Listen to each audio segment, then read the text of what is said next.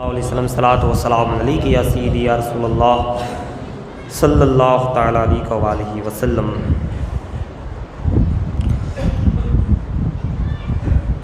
حضرات،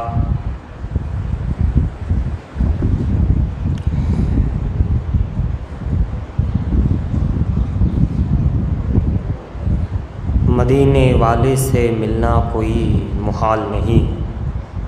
مدینے والے سے ملنا کوئی محال نہیں، ہمارے دل میں مگر جذبہ بلال نہیں۔ مدینے والے سے ملنا کوئی محال نہیں، مگر ہمارے دل میں مگر جذبہ بلال نہیں، یعنی ان سے ملنا ہے تو جذبہ بلال، جذبہ اویسی چاہیے، تو یقیناً مدینے والے آقا سے سمجھ گئے رابطہ و قربت نصیب ہو سکتی ہے۔ ہمارے دل میں مگر جذبہ بلال نہیں، چلے نہ سید کونین کے اشارے پر، چلے نہ سید کونین کے اشارے پر، فلک کے چاند ستاروں کی یہ مجال نہیں، فلک کے چاند ستاروں کی یہ مجال نہیں، فلک کے چاند ستاروں کی یہ مجال نہیں، چلے نہ سید کونین کے اشارے پر، فلک کے چاند ستاروں کی یہ مجال نہیں، تو دل میں داغ محبت بنا لے اے زاہد، تو دل میں داغ محبت، محبت رسول بنا لے اے زاہد، تو دل میں داغ محبت بنا لے اے زاہد، نشان سجدہ بنا تو کوئی کمال نہیں، نشان سجدہ بنا تو کوئی کمال نہیں، تو دل میں داغ محبت بنا لے اے زاہد، نشان سجدہ بنا تو صرف اس میں کوئی کمال نہیں۔ وہ جب بھی چاہیں گے، وہ جب بھی چاہیں گے طیبہ ہمیں بلا لیں گے، وہ جب بھی چاہیں گے کسی ماحول میں، کسی بھی حالت میں، جس طرح بھی چاہے، وہ جب بھی چاہیں گے طیبہ ہمیں بلا لیں گے، ہمیں محال ہے یعنی مشکل ہے، لیکن انہیں کوئی محال نہیں، ہمیں جانا ایک ناممکن سی بات ہے کہ ہم کیسے پہنچے، ہمیں محال ہے لیکن انہیں محال نہیں۔ اور کہتے ہیں زمین انہی کے لیے، آسماں انہی کے لیے ہے، زمین انہی کے لیے، آسماں انہی کے لیے، یہ کچھ بھی نہیں اگر آمنہ کا لال نہیں، یہ کچھ بھی نہیں اگر آمنہ کا لال نہیں، اور نگاہ رحمت عالم سے بدلے گی، نگاہ رحمت عالم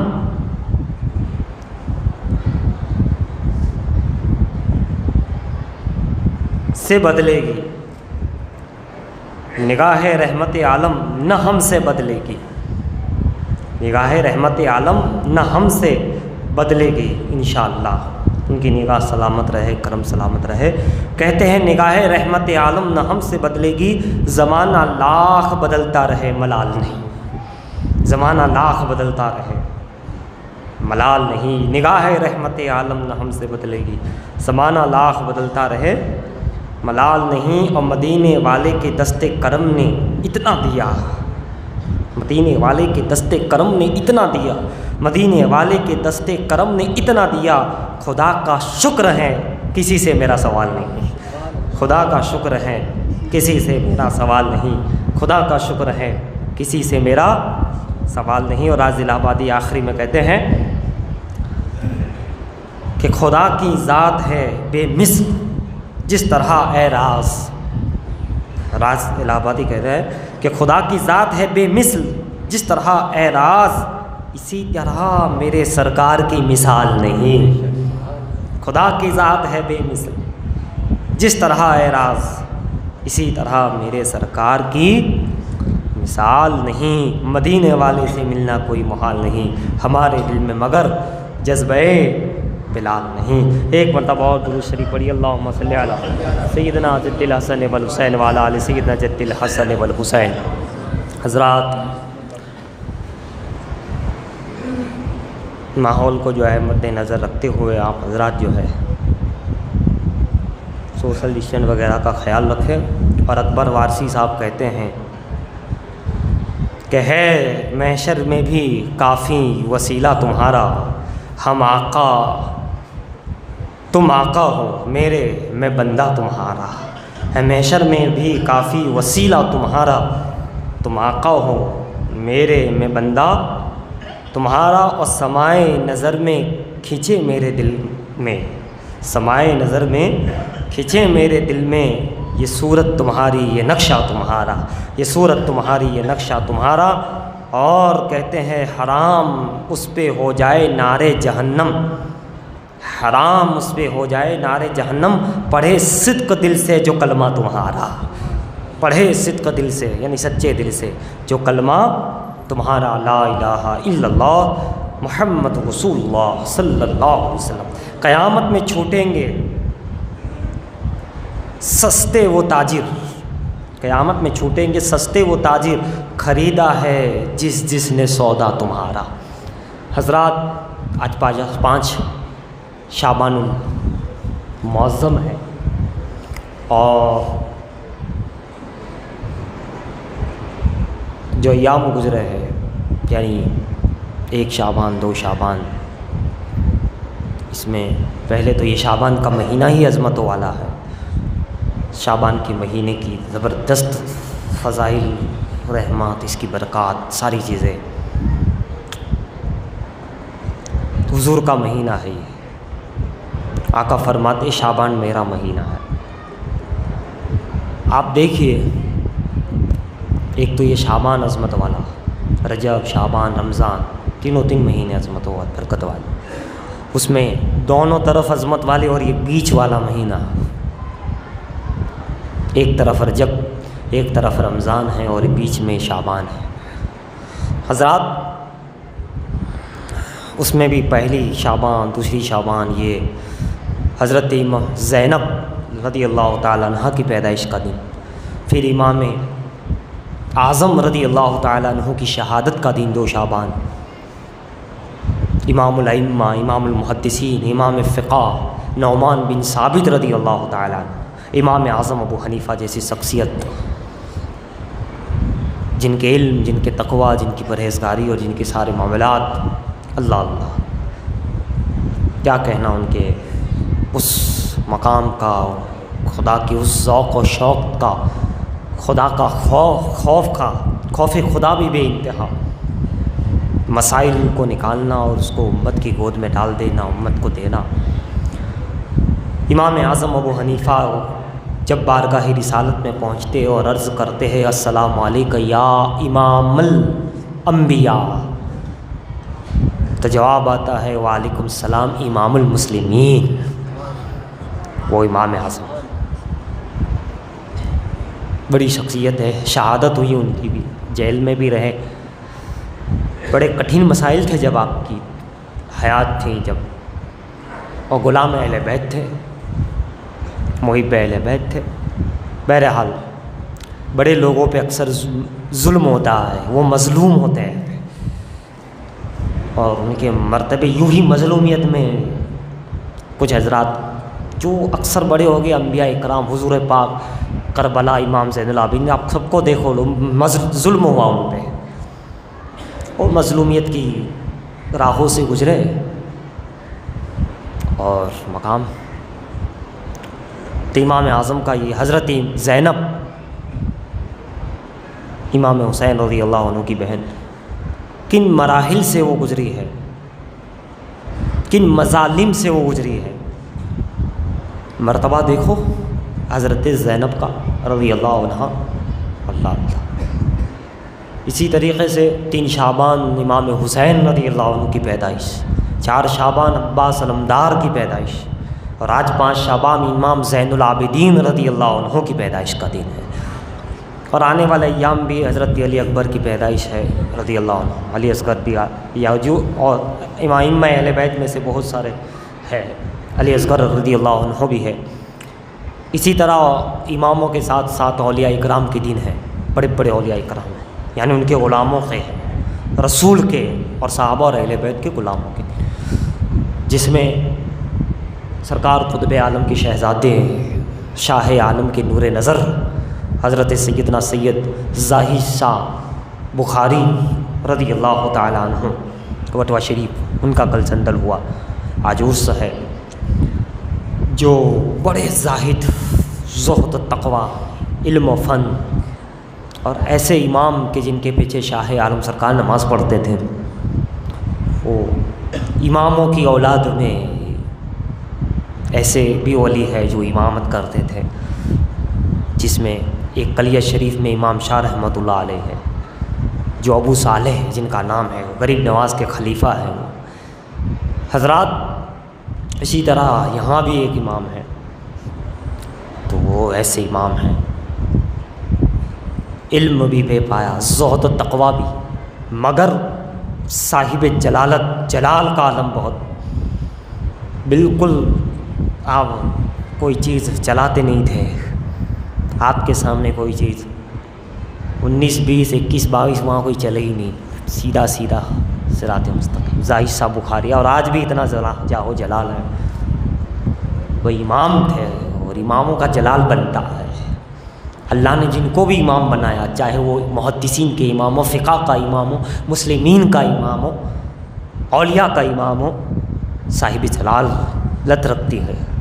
کیونکہ یہ مصطفیٰ جان رحمت کی شریعت ہے، اور شریعت میں چلایا نہیں جاتا ہے۔ بات یہ ہے کہ شریعت جو ہے وہ اپنی جگہ مکمل اور قائم اور نافذ ہے۔ بہرحال تو زاہد صاحب بخاری اپنے مقام پر بہت بلند و بالا، بہت ساری کرامتیں، بہت سارے علم، فضل، شاہ عالم سرکار کے بھائی،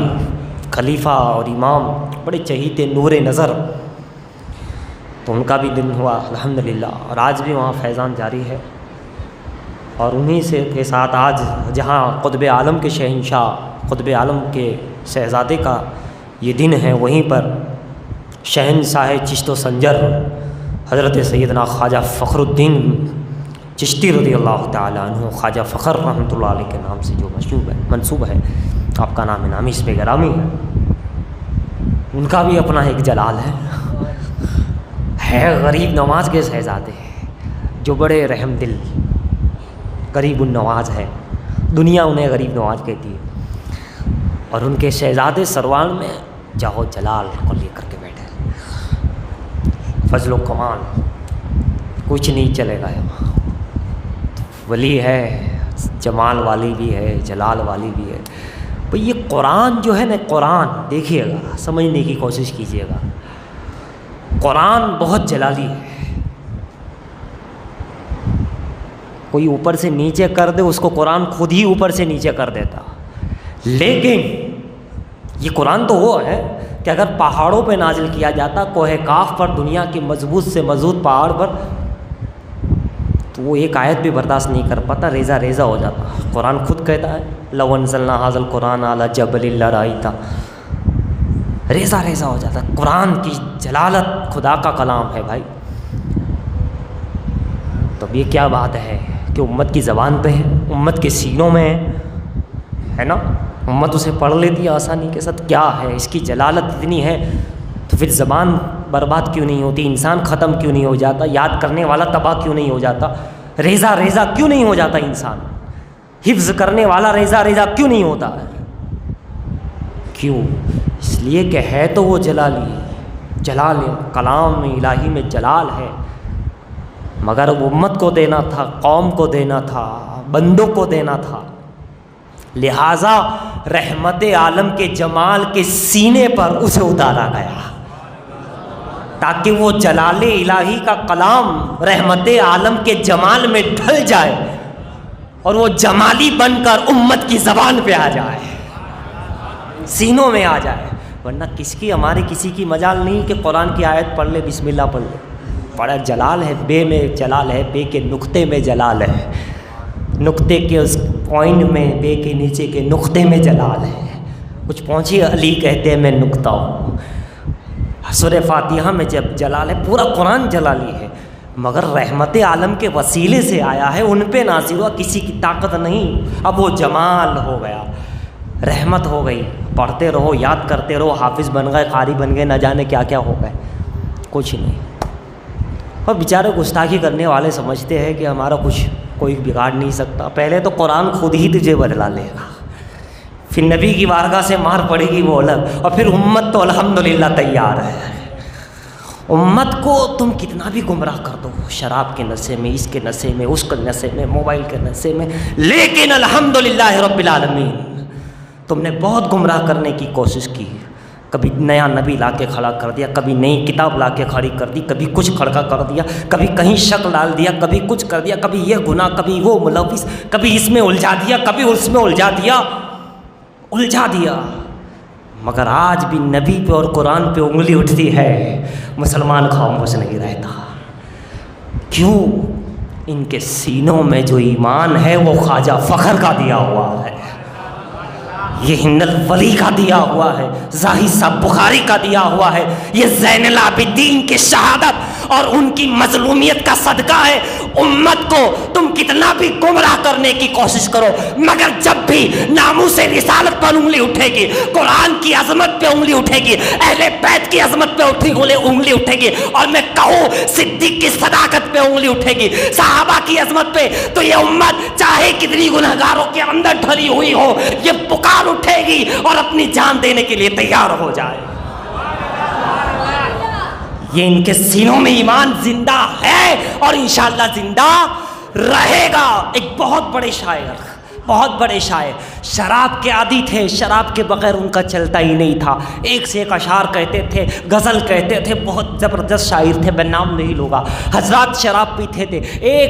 چند بدبخت ایسے ہی منافق لوگ دو شراب کی بوتلیں لے کے آئے تاکہ ان سے کچھ گستاخی کرائی جائے۔ حضرات ان کو شراب پلائی گئی، وہ شراب میں پی کر کے چور ہو گئے۔ جب چور ہو گئے تو کہنے لگے کہ آپ کو بکرات کے بارے میں کیا خیال ہے؟ انہوں نے کچھ کہا سکرات کے بارے میں کیا خیال ہے، کہاں یہ ہے، کہاں فلاں سائنسٹی ہیں، ان کے بارے میں کیا خیال ہے، کہاں ایسا ہے، کبھی مسکرا کے نکال لیا، کبھی کچھ کہا، کرتے ایک ایک کا نام لے رہے ہیں۔ وہ تو مدہوش ہے، بے ہوش ہے، ان کو خیال نہیں ہے، لیکن ذرا سا دیکھیے انہی میں سے ایک شخص نے کہا اچھا یہ بتائیے تمہارے نبی کے بارے میں کیا خیال ہے؟ شراب پیا کے فوراً جیسے ہی نبی کا نام آیا، کتنی ہی نشہ چڑھایا تھا، فوراً آنکھیں کھولی اور کہا بدبخت، میں کچھ بھی ہو سکتا ہو، گنہگار ہو سکتا ہو، خطاکار ہو سکتا ہو، مگر نبی کا غدار نہیں ہو سکتا۔ نبی کا وفادار رہوں گا، وہ ہمارے آقا ہے، وہ ہمارے مولا ہے، وہ خاتم النبیین ہے، وہ رحمت للعالمین ہے، نہ ان کے جیسا اس سے پہلے کبھی ہوا، نہ قیامت تک ان کے جیسا کوئی ہو سکتا ہے۔ تو مسلمانوں ایسے نشے میں، عشق رسول کے نشے میں نس جاؤ، محبت رسول کے، کہ کچھ بھی ہو جائے۔ دنیا نے بہت کوشش کی ادھر سے کھینچ لے امت کو، ادھر سے گمراہ کر لے، لیکن جو ان سے وابستہ ہے، میں حقیقت کہتا ہوں، جو ان سے وابستہ ہے، اپنے دل و نظر سے، دماغ سے،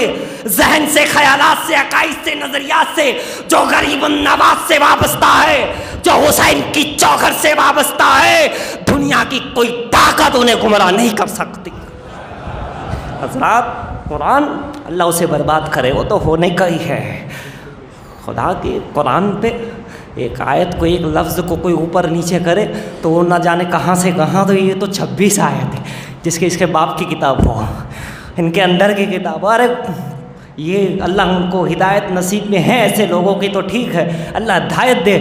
ورنہ ایسے لوگوں کو تباہ کرے۔ مسلمانوں قرآن اپنی جگہ مکمل ہے، نبی اپنی جگہ مکمل ہے، نبی کا ہر معجزہ حق ہے، قرآن کی ہر آیت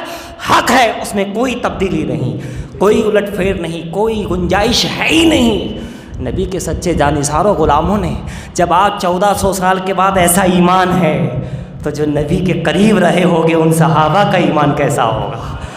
ان عثمان غنی جو قرآن کو جمع کر رہے، صدیق اکبر جو قرآن کو جمع کر رہے، ان کا ایمان کیسا ہوگا؟ جب آج ہزاروں سال کے بعد بھی الحمدللہ یہ ماحول ہے، تو اس صحابہ کا عالم کیا ہوگا، ان اہل بیت کی محبتوں کا عالم کیا ہوگا؟ جب آج کا مسلمان قربان ہونے کے لیے تیار ہے، تو صحابہ کی زندگی تو کیا کہنا، ان کے جانثاروں کی زندگی کو کیا کہنا۔ حضرات تو قرآن جلالی اور پھر جمالی، تو میں عرض کر رہا تھا غریب نواز جمال ہی جمال ہے، لیکن شہزادے کو ذرا دیکھو تو خواجہ فخر ہے، فخر الدین ہے، جلال اپنے لیے ہوئے ہیں۔ مطلب کسی میں قرآن کا رحمت عالم کا جمال آتا ہے اور کسی میں قرآن کا جلال ظاہر ہوتا ہے۔ ولیوں کے اندر کہیں رحمت عالم کا عکس ظاہر ہوتا ہے تو کہیں قرآن کا جلال ظاہر ہو جاتا ہے، جلال ظاہر ہو جاتا ہے، جیسے صابر پیا کلیری رحمۃ اللہ تعالیٰ علیہ۔ بہرحال تو یہ اللہ والوں میں، اللہ کے نیک بندوں میں،